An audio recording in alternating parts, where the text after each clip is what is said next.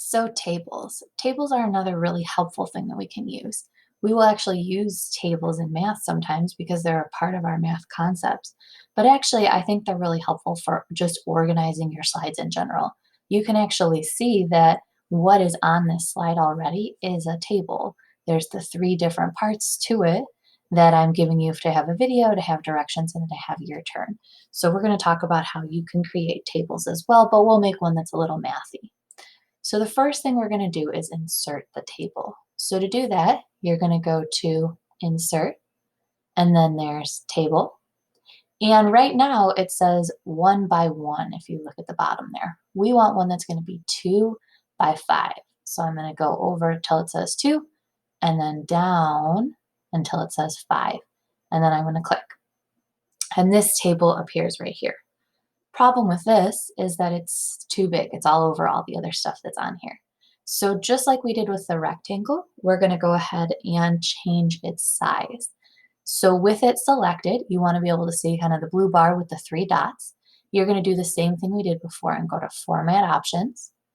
And for the width, we want it to be 5. And for the height, we want it to be 6. And so we've got that. We can go ahead and close out of Format Options. If when you got to yours, this was closed, remember you just click on the arrow to make it open. Then I have my table selected. It's got the little blue lines with the three dots, and I want to move it so it goes back into the Your Turn spot. So I need to kind of get onto the 3-line bar, and I want to find where my mouse looks just like it does right now, where you can see arrows pointing in all 4 directions. I'm going to click and I'm going to drag it into where it says Your Turn. It's okay if it gets on the little blue circle a little bit. Then we're going to go ahead and fill the table with the points X, Y, 1, 1, 2, 2, 3, 3, 4, 4. So in my table, I'm going to click in the box I want to start, and I'm going to do X, and then I'm going to use the arrow key, or you can click your mouse, whichever you prefer, and Y. And then again, I'm using the arrows. 1, 1, 2, 2, 3, 3, and 4, 4.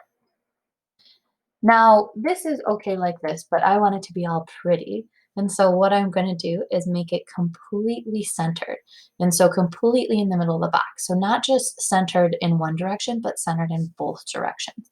So it's going to be in this middle of the box. It's not going to be like in the center and up here, or it's not going to be in the middle of the box, but over here it's going to be totally in the middle. So I'm going to go ahead and highlight all the text. I'm going to go up to right here where it says Align, like we did before with the text box. And I'm going to actually pick 2 of the center options. This one right here is going to make it go to the middle of the box horizontally.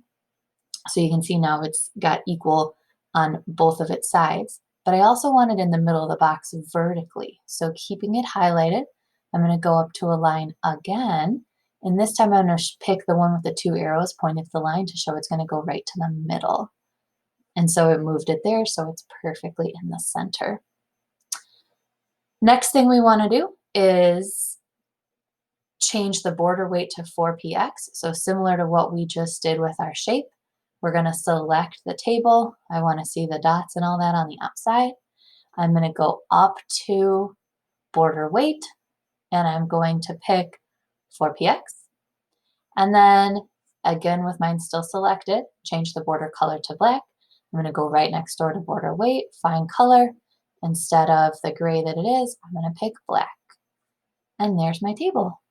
Keep going. Nice job so far.